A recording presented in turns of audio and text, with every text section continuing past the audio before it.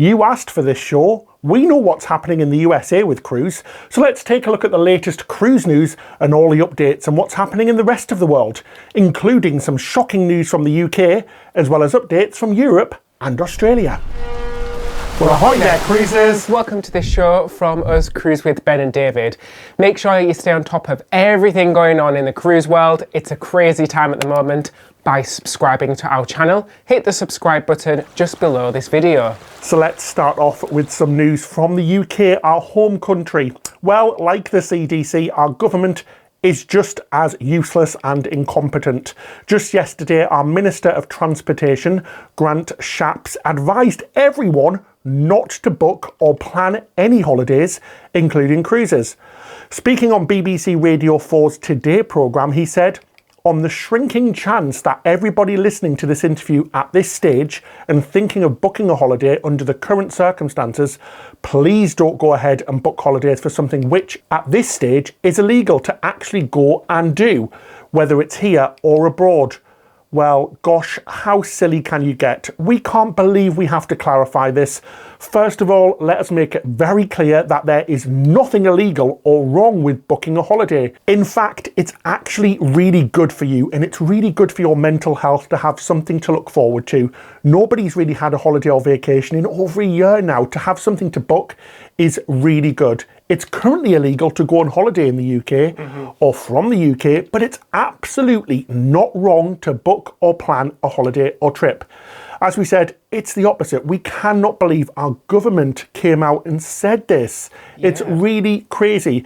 How our minister, who is responsible for travel, can say this is just outrageous.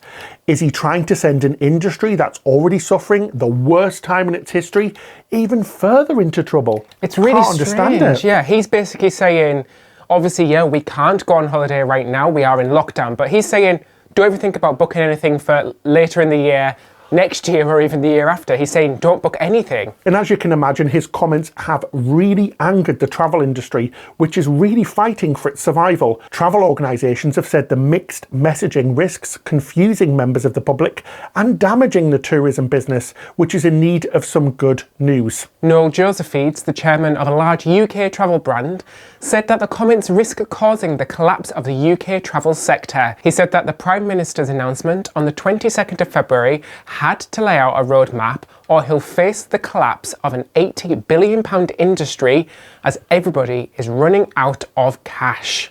And guys, you think you've got it bad with the CDC in the USA? Well, let's look at our government. They've just said, hold my beer.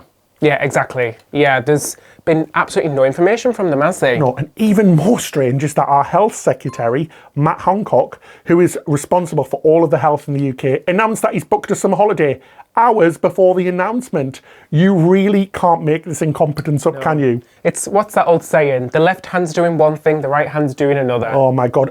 Again, please do book. There is absolutely no reason not to. All the cruise lines and other vacation types are offering excellent cruise with confidence schemes, basically meaning you can change or cancel your booking without losing any money at all, so you've got nothing to lose. Absolutely, and as I said earlier, you can book late into this year or even next year as well if you do want a bit more room. See how this plays out. I just cannot believe it. I cannot fathom why the Minister for Transport in our country would come out and tell people not to book holidays and make it sound like they're doing something illegal by doing so. I know, and it's at a time as well when we've had so much turmoil in the travel sector in the UK. We've lost a lot of big players in the travel sector here. Only last year we lost Thomas Cook, which was one of the biggest and oldest travel brand in the UK. They were an airline, they were a travel agency, they supported hundreds, even thousands of jobs across our entire country. And we're also losing airlines at an alarming rate as well. We've seen Norwegian Airlines, which had a very big base here in the UK at Gatwick Airport, completely cut their entire long-haul network, which was a huge part of the travel industry here in the UK, going to destinations such as Miami and Orlando. Yeah, and we lost one of the biggest cruise lines here in the UK, CMV, so Cruise and Maritime Voyages. They had 5 ships, completely went bust. All of the ships have been sold or scrapped. It's really sad. Do they want more blood on their hands? So there is nothing wrong with booking a holiday. We're not saying cruise now. Obviously don't go on holiday right now. It's not the right time. But the vaccine rollout in the UK is good, so it's going to be soon. So where are we with cruising in the UK? Well, unlike the USA and the CDC, there is no clear guidance set out for what cruise lines are required to do to return to service. There hasn't really been much information or discussion at all. So we're kind of stuck in limbo at the moment. The UK's Chamber of Shipping's chief said, if we want the UK cruise sector to have a fighting chance of a successful 2021, we need the green light now. Yeah, so basically nothing's happening at all. There's no test cruising, there's no information or guidance at all from our government. And the government's advice for cruise is way out of date back into last year when the pandemic first started. Cruise lines, as you know, have been working really hard on new protocols, but the Foreign Office, which is basically like our CDC, has not updated its advice. We don't know why the government is being so hesitant. We need guidance and we need it now because it's going to take months for cruise lines to come up with all of the new protocols and procedures. Absolutely.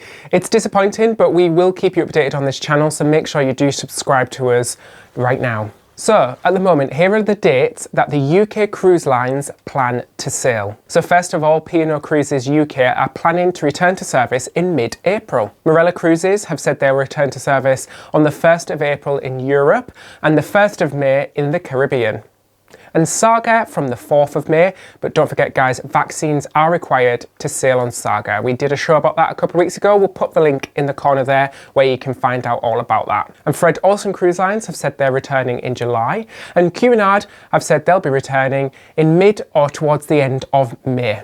Yeah, for the big cruise lines and the American cruise lines, such as Royal Caribbean, Norwegian, just what they're saying. I think it's all the end of May at the moment, but there's been no information about these at all. The good news is that the vaccination rollout in the UK is ahead of most of the world. We have already vaccinated over 90% of all over 70s, and the plan is to vaccinate all over 18s by the summer/autumn. So this is really, really good news. The deaths and the hospital admissions are going to drop massively over the next few months, but traveling to different countries could still be really difficult because everybody's on a different schedule. Some countries are slower at getting the vaccine out. So are we going to expect cruises just for the UK residents to UK ports, or cruises with no port stops? So maybe a round trip from Southampton all the way up to the Norwegian fjords, but with no stops like some German lines did. Yeah, absolutely, because we are so close to other countries here, and most of our cruises from the UK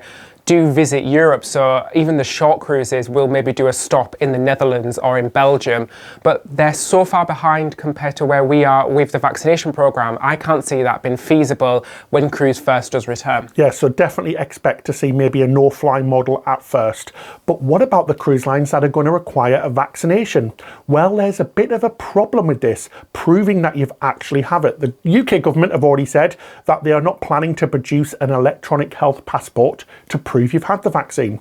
So there is no really official way at the moment to prove you've actually had it, apart from a little piece of card. So we'll keep you updated about what's going to happen about that and how you're going to be able to prove it. Maybe going to your GP, so your general practitioner, medical centre, and asking, but this is going to take a lot of time for them to do and take away from the good work they're already doing. Yeah, the GPs and the hospitals are already under a lot of pressure that I don't really think it's fair that people should be taking up more of their GP's time just to get a certificate so they can go on holiday. There needs to be a better way to prove you've had the vaccination, really, doesn't it? But still some medical practitioners and authorities are still saying it's a little bit discriminatory. It's a bit discriminatory to have, I don't think I still said that right. Discriminatory. They are still discriminating against people who can't have the vaccine. So we'll see how that pans out as well. We'll keep you updated, so stay subscribed. Now let's head over the pond to our friends and neighbours in Europe. So, Europe is one of the only places you can find cruise ships currently sailing right now on this side of the world. For months now, several cruise lines have been sailing successfully in European waters. But unfortunately, some lines have had to scrap cruising because of new travel restrictions and new requirements in parts of Europe, such as Italy and Germany, to stop the coronavirus from spreading even further. For example, you've got Carnival Corporation's AIDA Cruises. It's one cruise line to actually suspend operations. It had started cruising from Italy in the autumn only to suspend operations due to new German and Italian restrictions. In December, 2 of their ships began operating cruises around the Canary Islands, but new regulations have prompted AIDA to announce that it is now cancelling the Canary Island cruises till at least the beginning of March. The Carnival Corporation's Italian brand Costa Cruises have also done the same, delaying their restart to cruising till mid-March. Due to new rules and regulations, they were sailing before Christmas but have now stopped due to all these new rules. But then you've got German cruise lines such as TUI and Hapag-Lloyd. They're continuing to monitor the situation, but are continuing their current Canary Island cruise programs. So they're flying out people from Germany, keeping them in a bubble, then going on their cruises. TUI have 2 ships operating and Hapag-Lloyd have 1 ship operating at the moment. MSC Cruises is also operating 1 ship at the moment. The MSC Grandiosa is currently sailing in the Mediterranean, calling at Italian ports and Valletta in Malta. They were hoping to have the MSC Magnifica sailing as well, but that didn't happen because of some problems in Greece. But they are hoping to have another cruise ship cruising in Greece by April. All these cruise lines that we've mentioned have great procedures and protocols in place to prevent the virus from getting on board, including tests before boarding, social distancing and mask wearing. And so far there's been no cases of COVID on any of these sailings. Yay! So that's great news, knock on wood. Hey! It proves it can be done, doesn't it? These cruises are only for local residents or EU Schengen zone residents, meaning that anybody in the UK, USA or outside this area cannot cruise with them. Damn it. Your name's not on the list, you're not getting in. So next up with Australia, but whilst we make our long way there on our flight, down under, several ships are still cruising successfully in Singapore. These cruises are for Singaporean residents only, and they are cruises to nowhere. Just sea days for 2, 3, 4 night sailings. Royal Caribbean have their only ship in the whole world operating there right now, and they've just announced some great news that these cruises will continue till at least June. And also the Asian cruise line Dream Cruises are operating 1 ship, the World Dream, and they're pretty much doing the same thing. But in March they plan to do longer itineraries to Korea and Thailand. Great news. So in Australia, health department officials are working with the cruise industry to finally produce a plan for the phased restart of itineraries in Australia. So there isn't any really big plan yet. And it's important that cruise is restarted. The cruise industry delivers a whopping 5 billion Australian dollars of business to Australia and supports thousands upon thousands of jobs. But the good news is that there are already some smaller ships sailing. For example, you've got the Coral Expeditions, a small expedition cruise line. It restarted cruising on 1 ship all the way back in October last year. So basically, day cruises and smaller domestic cruises on ships with fewer than 100 passengers are permitted under the current national cruise ship ban, subject to state and territory requirements and restrictions. The current cruise ship ban lasts until the 17th of March 2021, and we expect that to be lengthened even further. Yeah, P&O Cruises Australia have already cancelled all cruises until at least the 29th of April. And several small cruise lines such as Silversea and Ponant have ships under 100 passengers, and they are very keen to get restarted. These ships are tiny and there is no sign of any larger cruise ships or bigger ships operating in the near future.